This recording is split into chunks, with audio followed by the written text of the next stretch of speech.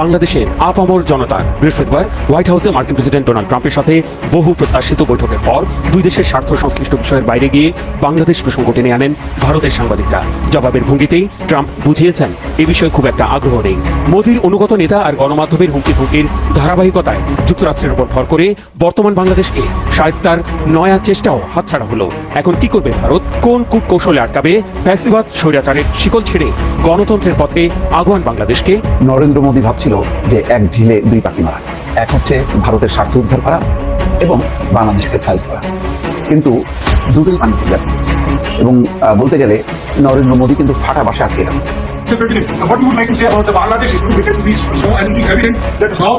Elon মাস্কের সঙ্গে কথা বলছিলেন, তখন পাশেই ছিলেন ডোনাল্ড ট্রাম্প, খুবই সিগনিফিকেন্ট, যেখানে বলা হচ্ছিল যে কোনো মুহূর্তে ডক্টর ইউনুসকে জবাই করবেন ডোনাল্ড ট্রাম্প, যেহেতু নরেন্দ্র মোদী যাচ্ছে এবং বাংলাদেশ প্রসঙ্গ তুলবেন এবং কেল্লাফাতে ইউনুসের। এমন একটা সময় সুখবর আসলো। বধূ ভরসায় চাতকের মতো আওয়ামী লীগের অনেকেই তাকিয়েছিলেন মার্কিন প্রেসিডেন্ট ডোনাল্ড ট্রাম্প ও ভারতের প্রধানমন্ত্রী নরেন্দ্র মোদীর বৈঠকের দিকে। ভেবেছিলেন সমসাময়িক বাংলাদেশ বিষয়ে কোনো ওলট পালট ঘোষণায়। আসসালামু আলাইকুম দর্শক, নতুন একটা সংবাদে আপনাদের আবারও স্বাগত। দর্শক, বর্তমান বাংলাদেশের যে রাজনৈতিক অবস্থা এবং যে প্রেক্ষাপট চলছে তারই আলোকে কয়েকটি ভিডিও নিয়ে আপনাদের সামনে হাজির হয়েছি। দর্শক, ভিডিও শুরুটা দেখে হয়তো বুঝতে পেরেছেন আজকের খবরটা কতটা গুরুত্বপূর্ণ হতে চলেছে, তাই যারা ভিডিওটি অন করেছেন তারা না টেনে পুরো ভিডিওটি দেখতে থাকুন, তাহলে মূল বিষয়টি বুঝতে পারবেন। দর্শক, আর যারা এখনো আমার চ্যানেলটি সাবস্ক্রাইব করেননি তারা দয়া করে চ্যানেলটি সাবস্ক্রাইব করুন। তো দর্শক, বেশি কথা আর বলবো না, চলুন ফিরে যাই আজকের নতুন খবরে, দেখি কি আছে আমাদের তাজা খবরে। চলুন। ভারতের প্রধানমন্ত্রী নরেন্দ্র মোদীর এবারের যুক্তরাষ্ট্র সফরের দিকে ভারতীয়রা তো বটেই, শুরু থেকেই নজর ছিল গণ অভ্যুত্থানে স্বৈরাচার তাড়ানো বাংলাদেশের আপামর জনতার। বৃহস্পতিবার হোয়াইট হাউসে মার্কিন প্রেসিডেন্ট ডোনাল্ড ট্রাম্পের সাথে বহু প্রত্যাশিত বৈঠকের পর দুই দেশের স্বার্থ সংশ্লিষ্ট বিষয়ের বাইরে গিয়ে বাংলাদেশ প্রসঙ্গ টেনে আনেন ভারতের সাংবাদিকরা। জবাবের ভঙ্গিতেই ট্রাম্প বুঝিয়েছেন এ বিষয়ে খুব একটা আগ্রহ নেই। মোদির অনুগত নেতা আর গণমাধ্যমের হুমকি ধমকির ধারাবাহিকতায় যুক্তরাষ্ট্রের উপর ভর করে বর্তমান বাংলাদেশকে শায়েস্তার নয়া চেষ্টাও হাতছাড়া হলো। এখন কি করবে ভারত? কোন কূটকৌশলে আটকাবে ফ্যাসিবাদ স্বৈরাচারের শিকল ছেড়ে গণতন্ত্রের পথে আগুয়ান বাংলাদেশকে? ভারতের এক সাংবাদিক ট্রাম্পের কাছে জানতে চান, সাবেক বাইডেন প্রশাসনের আমলে বাংলাদেশের রাজনৈতিক পট পরিবর্তনে যুক্তরাষ্ট্রের ডিপ স্টেট জড়িত থাকায় বর্তমান প্রশাসনের ভূমিকা কি থাকবে। এক্ষেত্রে বাংলাদেশের অন্তর্বর্তী সরকার প্রধান ডক্টর মোহাম্মদ ইউনুসের সাথে জুনিয়র সোরসের সাম্প্রতিক বৈঠকের বিষয়টিও উল্লেখ করেন ওই সাংবাদিক। ট্রাম্পের উত্তরে ছিল অনাগ্রহের ছাপ। বাংলাদেশ নিয়ে খেলতে চাইলেও সুচতুর খেলোয়াড় ট্রাম্প বল ঠেলে দেন মোদির দিকে। এক্ষেত্রে আমাদের ডিপ স্টেটের কোনো ভূমিকা ছিল না। এটা এমন একটা বিষয় যা নিয়ে প্রধানমন্ত্রী মোদী দীর্ঘদিন ধরে কাজ করছে, আর সত্য বলতে শত শত বছর ধরে এই বিষয়টি নিয়ে কাজ চলছে। আমি এটি প্রধানমন্ত্রীর হাতে ছেড়ে দিচ্ছি। এখানেই শেষ নয়, বৈঠকের আগেই ভারতের উদ্দেশ্যে ট্রাম্পের ইঙ্গিতপূর্ণ মন্তব্য আর হুমকিতে অস্বস্তিকর পরিবেশ তৈরিতে ভূমিকা রাখেন ট্রাম্প, যার প্রভাব পড়ে বহু প্রত্যাশিত হোয়াইট হাউসের বৈঠকে। হুমকি দিয়ে ট্রাম্প বলেছেন, যেসব দেশ যুক্তরাষ্ট্রের উপর চড়া শুল্ক বসায় তাদের উপর একই হারে পাল্টা শুল্ক বসবে। এই তালিকায় যে ভারত সবার উপরে থাকবে তা কোনো রাগঢাক না রেখে বুঝিয়ে দিয়েছেন ট্রাম্প। হোয়াইট হাউসের বৈঠকের পর যৌথ সংবাদ সম্মেলনে ঘুরে ফিরে কথা হয়েছে ট্রাম্পের অতি পছন্দের বাণিজ্য বাড়ানো আর যুক্তরাষ্ট্রের স্বার্থ হাসিলের বিষয়ে। 2023 সালের মধ্যে দুই দেশের পারস্পরিক বাণিজ্য $50,000 কোটি উন্নীত করার আশাবাদ জানিয়েছেন মোদি। আর যুক্তরাষ্ট্র থেকে তেল, গ্যাস আর সামরিক সরঞ্জাম কিনবে বলে জানিয়েছেন ট্রাম্প। ইঙ্গিত দিয়েছেন ভারতের কাছে অত্যাধুনিক যুদ্ধবিমান F-35 বিক্রির। নরেন্দ্র মোদী ভাবছিল যে এক ঢিলে দুই পাখি মারা, এক হচ্ছে ভারতের স্বার্থ উদ্ধার করা এবং বাংলাদেশকে সাইজ করা, কিন্তু দুটোই পানিতে গেল। এবং বলতে গেলে নরেন্দ্র মোদী কিন্তু ফাটা বাসে আটকে গেল। নরেন্দ্র মোদী বা ভারতের ভাবনা ছিল যে এবার মার্কিন যুক্তরাষ্ট্র সফরে যে এই অঞ্চলের সোল এজেন্ট হিসেবে সামনে আবির্ভূত হবে, অর্থাৎ এই অঞ্চলের অধিপতি নরেন্দ্র মোদী, এমন একটা স্বীকৃতি তিনি আদায় করবেন। নরেন্দ্র মোদী যেহেতু ফিলিস্তিন নিয়ে, তারপরে ইউক্রেন, রাশিয়া এগুলো নিয়ে ব্যস্ত থাকবে, এই অঞ্চলের দায়িত্ব তিনি পাবেন। বাইডেন তার উপরে বিশ্বাস রাখছিল না, ট্রাম্পের কাছ থেকে সেই একটা সনদ তিনি নিয়ে দেশে ফিরবেন। কিন্তু দেখা গেল যে স্বয়ং নরেন্দ্র মোদী ফাটা বাসে পড়ে গেল বা ফাটা বাসে আটকে গেল। কিভাবে আটকে গেল? মোদির কাছ থেকে উল্টা ট্রাম্প বিপুল পরিমাণ বাণিজ্যিক এবং অর্থনৈতিক সুবিধা আদায় করে নিয়েছে। মোদিকে বাধ্য করলেন যে বিলিয়ন বিলিয়ন ডলার ব্যয়ে মার্কিন যুক্তরাষ্ট্রের কাছ থেকে তার যুদ্ধ বিমান কিনতে হবে, আরও অন্যান্য যেই আইটি প্রযুক্তি, আরও অনেক কিছু একটা লিস্ট সম্ভবত ধরিয়ে দিয়েছে। বলেছে যে তোমার সাথে আমাদের প্রায় 600 থেকে 1000 মিলিয়ন বাণিজ্য ঘাটতি আছে, সেই ঘাটতি পূরণ করতে হবে তোমাকে, অর্থাৎ আমেরিকা থেকে বিপুল পরিমাণ তোমাকে কিনতে হবে। এবং মোদি কিন্তু অনেক টাকা চুনা করে বাধ্য হয়েছে সেই চুক্তি সম্পাদন। 1 2 নম্বর হলো যে মোদিকে এমন কোনো অথরিটি দেয়নি যে সে বাংলাদেশ সহ এই অঞ্চলের শাসনগিরি করবে বা মাতগুরি করবে। যেমন একটা মিসলিডিং খবর ছিল, আনন্দবাজার পত্রিকা সহ অনেকগুলো পত্রিকা করেছে যে বাংলাদেশের ব্যাপারটা তার উপর ছেড়ে দিয়েছে, আসলে একেবারে তুচ্ছ তাচ্ছিল্য করেছে। ডোনাল্ড ট্রাম্প বরং তাচ্ছিল্য করে বলেছে যে ভারত শত বছর ধরে বাংলাদেশ নিয়ে গবেষণা করছে, তো ওই বাংলাদেশ নিয়ে তারাই বলুক এটা আমাদের কোনো ইন্টারেস্ট নেই। তার মানে বাংলাদেশ নিয়ে যে ঘাটাঘাটি করুক ভারত এটা পছন্দ করে না। কেন করে না? প্রথম লাইনটাই খেয়াল করে। প্রথম লাইনটাই ছিল যে মার্কিন ডিপ স্টেট বাংলাদেশের রাজনৈতিক পট পরিবর্তনে কোনো ভূমিকা রাখে। তাহলে পরিষ্কার, তার মানে কি তাদের যেই পূর্বসূরি বাইডেন অথবা তার আগে বাংলাদেশের ব্যাপারে তাদের যে ফরেন পলিসি সেটাকে তিনি আপহরণ করলেন। অথচ দেখেন ইউক্রেন, গাজা অনেকগুলো নীতিতে কিন্তু বাদ ছাড়লো ডোনাল্ড ট্রাম্প ক্ষমতা এসেই।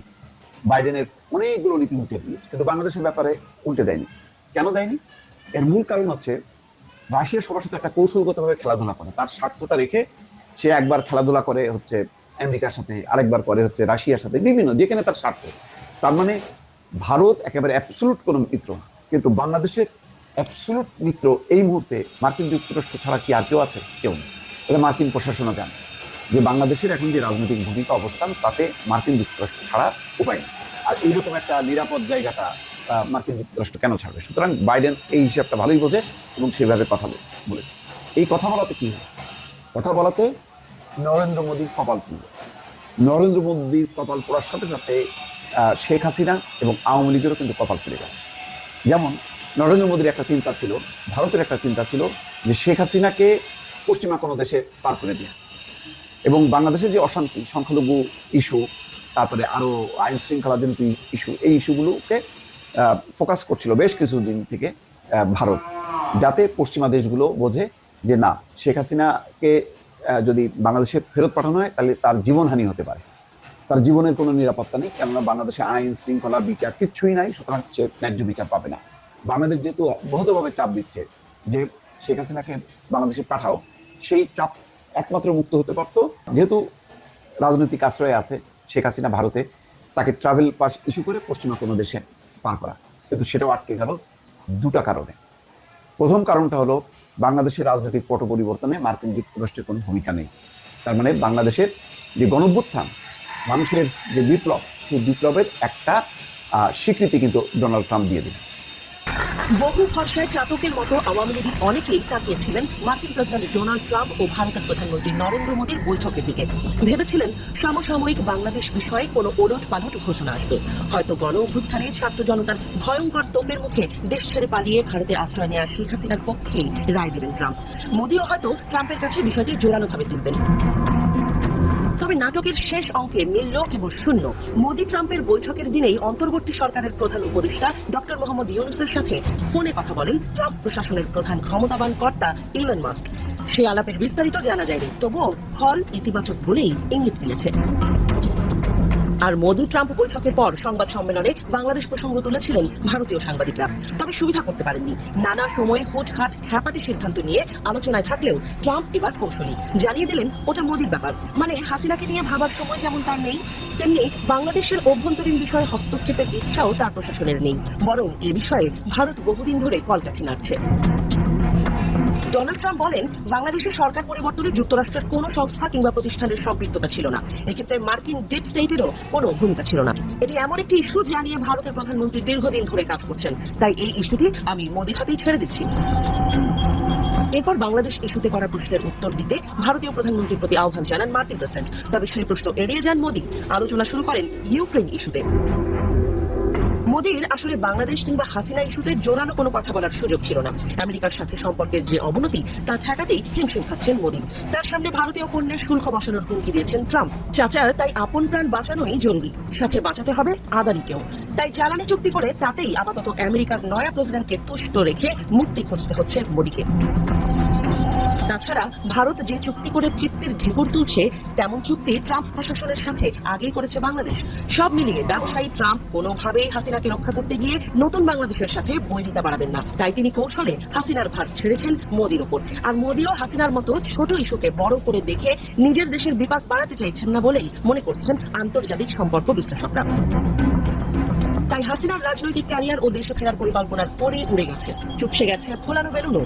এখন আছে কেবল বৃথা আস্ফালন, নিছক কল্পনা। দল হিসেবে আওয়ামী লীগের রাজনীতির ভবিষ্যৎও অনিশ্চিত। জাতিসংঘের এক রিপোর্টেই হয়ে গেছে বড় সর্বনাশ। আপাতত বলা যায় যে ইউরোপ সরকার কিছুটা স্বস্তি পেতে পারেন। এই কারণে ডোনাল্ড ট্রাম্প মোদির সামনে বা ভারতীয় সাংবাদিকদের সামনে বাংলাদেশ নিয়ে তেমন কিছুই বলেননি, একেবারেই বলেননি। বরং দিতি বলেছেন আসলে সেটি বাংলাদেশের পক্ষেই আসে। যেমন ভারত সবসময় একটা বলার চেষ্টা করছে যে বাইডেনের কারণে বাংলাদেশের রাজনৈতিক পট পরিবর্তন হয়েছে। অর্থাৎ পাকিস্তানে যেমন ইস্যু করা হয় যে ডোনাল্ড লু কলকাঠি নেড়েছে বলে পাকিস্তানের সরকার পরিবর্তন হয়েছে, তেমনি একইভাবে এই অঞ্চলের দায়িত্বপ্রাপ্ত ডোনাল্ড লু বাইডেন প্রশাসন নানা কারণে ক্ষিপ্ত ছিল হাসিনা প্রশাসনের উপর। সুতরাং হাসিনার পরিবর্তন বা হাসিনার ক্ষমতা থেকে বিদায় নেওয়ার পেছনে বাইডেন প্রশাসনের একটি ভূমিকা আছে। কিন্তু শুরুতেই ডোনাল্ড ট্রাম্প একেবারে সেটি উড়িয়ে দিয়েছে, বলেছে যে মার্কিন ডিপ স্টেটের কোনো ভূমিকা নেই বাংলাদেশের রাজনৈতিক পট পরিবর্তন। আর বাংলাদেশ সম্পর্কে যা কিছু তা আমি মোদির উপর ছেড়ে দিয়েছি, তারা শত শত বছর ধরে এটি নিয়ে কাজ করছে, মানে এক ধরনের উপেক্ষা। তো ফলে যেটি আশা করা হয়েছিল যে বাইডেন মানবাধিকার, বাংলাদেশের যেই সংখ্যালঘু নিপীড়ন, নির্যাতন, তারপরে অপারেশন ডেভিল হান্ট, 32 নম্বর ভাঙচুর, এসব নিয়ে একটা কথা বলবেন যে বাংলাদেশে এখন বিশৃঙ্খল অবস্থা হচ্ছে, আমরা এই অবস্থার অবসান চাই এবং এই অঞ্চলের এই পরিবর্তনের ব্যাপারে যাতে স্থিতিশীলতা আসে আমি নরেন্দ্র মোদীকে অনুরোধ করছি এই ব্যাপারে বিশেষ পদক্ষেপ নেওয়ার জন্য। কিছুই বলেনি, বরং এমন একটা তাচ্ছিল্য কথা বলছেন যে নরেন্দ্র মোদী এবং ভারত বাংলাদেশ নিয়ে শত শত বছর ধরে কাজ করছে, মানে একেবারেই মানে তাচ্ছিল্যপূর্ণ এটা বক্তব্য। যে কথার কোনো অর্থ হয় না সেই কথাটা কিন্তু ডোনাল্ড ট্রাম্প বলে আসলে বাংলাদেশ নিয়ে কিছু কথা বলতে চান। কেন? এটা ধারণা করা যায় যে গত রাতের একটি সংবাদ নিশ্চয়ই দর্শকরা দেখেছেন যে ইলন মাস্কের সঙ্গে ডক্টর মোহাম্মদ ইউনুস একটা লম্বা আলোচনা করেছেন এবং সেই আলোচনায় ছিল ইলন মাস্কের যে ব্যবসা প্রতিষ্ঠান স্টারলিংক সেটা বাংলাদেশে নিয়ে আসা। তো এইটা তো যেখানে ইলন মাস্ক, ডোনাল্ড ট্রাম্প, তারা ব্যবসা বাণিজ্য অর্থনীতি এটি হচ্ছে তাদের মূল আকর্ষণ। তো ডক্টর ইউনুস অত্যন্ত বুদ্ধিমত্তার সঙ্গে ঠিক ওই পয়েন্টেই কিন্তু কথা বলেছে, এটাই স্টারলিংক বাংলাদেশে আসলে বাংলাদেশের কোনো ক্ষতি নেই, এমন না যে বাংলাদেশের স্বার্থ বিকিয়ে দিয়ে মানে স্টারলিংকের সঙ্গে কোনো ব্যবসায়িক পার্টনারশিপ করা, তা না। এমনকি এর আগে আপনারা জানেন যে একটা খুবই দীর্ঘমেয়াদী একটা জ্বালানি চুক্তিও করেছে বাংলাদেশ, যেই একই ধরনের চুক্তি কিন্তু করলো ওই নরেন্দ্র মোদীও, বাংলাদেশও কিন্তু করেছে। সেটা মানে ডক্টর ইউনুস বা মার্কিন উচ্চ পর্যায়ের কোনো বৈঠকে না, তার আগেই তাদের চলমান ছিল সেই চুক্তিটা তারা করেছে। এর মধ্যে ইলন মাস্কের সঙ্গে তিনি কেউ বলছেন ভিডিওতে, কেউ বলছেন ভিডিও কনফারেন্সে কথা বলেছেন ইলন মাস্কের সঙ্গে, এবং তার পাশে ছিল ডোনাল্ড ট্রাম্প। এই খবর এসেছে। উপদেষ্টা পদ থেকে পদত্যাগ করছেন নাহিদ। চলতি মাসের শেষ দিকে নতুন রাজনৈতিক দল গঠন করতে যাচ্ছে ছাত্র জনতার গণ অভ্যুত্থানে গড়ে ওঠা প্ল্যাটফর্ম বৈষম্য বিরোধী ছাত্র আন্দোলন। আর এ দলের হাত ধরে চলতি মাসে অন্তর্বর্তী সরকারের উপদেষ্টা পরিষদ থেকে পদত্যাগ করবেন নাহিদ ইসলাম। দেশের বেসরকারি একটি টেলিভিশনকে দেওয়া সাক্ষাৎকারে তিনি এমনটা জানিয়েছেন। এ বিষয়ে উপদেষ্টা নাহিদ ইসলাম বলেন, আমরা যারা গণ অভ্যুত্থানে অংশগ্রহণ করেছিলাম মূলত ছাত্ররাই এটার নেতৃত্বে ছিল। ছাত্র এবং গণ অভ্যুত্থানের নেতৃত্বে একটা নতুন রাজনৈতিক দলের পরিকল্পনা বা আলোচনা রয়েছে। সেই দলে যদি অংশগ্রহণ করতে হয় তবে অবশ্যই সরকারি থেকে সেটা সম্ভব না। সেই দলে যদি তো দর্শক, কেমন লাগলো আজকের খবরটি? ভিডিওটিতে একটা লাইক দিয়ে কমেন্টে অবশ্যই জানাবেন। আর দেখা হবে নতুন একটা সংবাদে। তো সে পর্যন্ত ভালো থাকবেন, সুস্থ থাকবেন সবাই। আজকের মতো এই পর্যন্তই। আল্লাহ হাফেজ।